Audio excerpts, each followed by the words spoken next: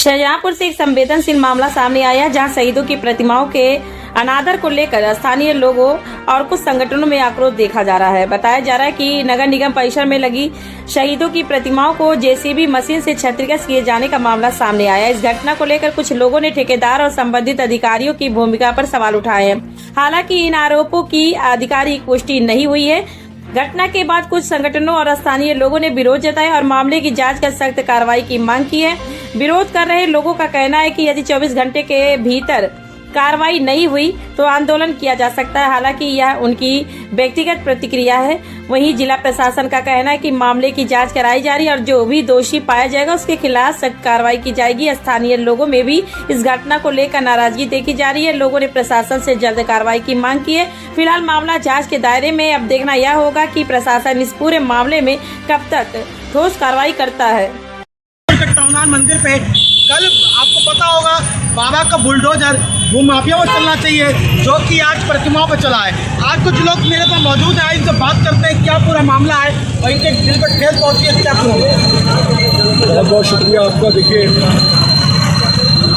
शहीदों की नगरी शाहजहांपुर में ये साजी शहादत साजी विरासत का शहर है और यहाँ के क्रांतिकारियों ने देश की आज़ादी के लिए अपने प्राणों की आहुति दी और प्राणों की आहुति नहीं दी बल्कि भारत माँ का नाम पूरे देश पूरी दुनिया में बुलंद किया और वो अंग्रेज़ों के खिलाफ न कल झुके थे, वो न आज झुके हैं। लेकिन उनकी प्रतिमाओं को ऐसे खंडित किया गया, इस तरीके से उनको अपमानित तरीके से खंडित किया गया जिसका सोशल मीडिया पे फोटो वायरल है। हम तमाम कांग्रेस के लोग और तमाम कांग्रेस के कार्यकर्ता इस बात से आहत हो गए कि देश के महान क्रांतिकारियों की प्रतिमाओं के साथ ऐसा व्यवहार आखिर क्यों, किसकी शय पर और किसकी शय पर ऐसा कार्य किया गया। उन ठेकेदारों पर गंभीर धाराओं में मुकदमा चलना चाहिए और उनके खिलाफ सख्त से सख्त कार्रवाई होनी चाहिए। भारत माता की जय। जिस तरीके से कल का घटनाक्रम प्रिंट मीडिया इलेक्ट्रॉनिक मीडिया के माध्यम से जानकारी मिली और जो चित्र उनके देखे, जिस तरीके से उनकी जो शहीदों की प्रतिमाएं थी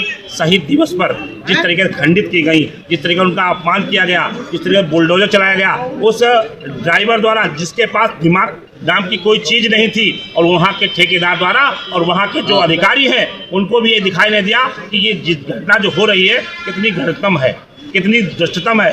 यानी इस तरीके से आप धृष्टता कर रहे हैं, उनकी प्रतिमाओं को तोड़कर फिर उसके बाद डंपिंग ग्राउंड में गंदगी में उसको डाला जाना।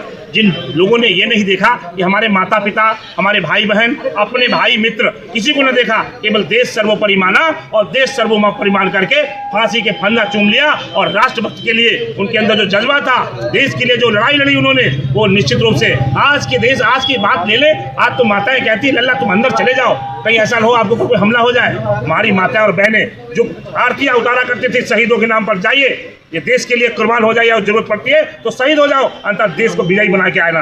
वो हमारे शहीद थे, वो हमारे रोंगटे खड़े हो जाते उनकी याद करने में। आज उनका अपमान किया गया, वहाँ का कोई अधिकारी बताने को तैयार नहीं है कि किसके आदेश से ये घटना, इतने बड़े घटना की गई है।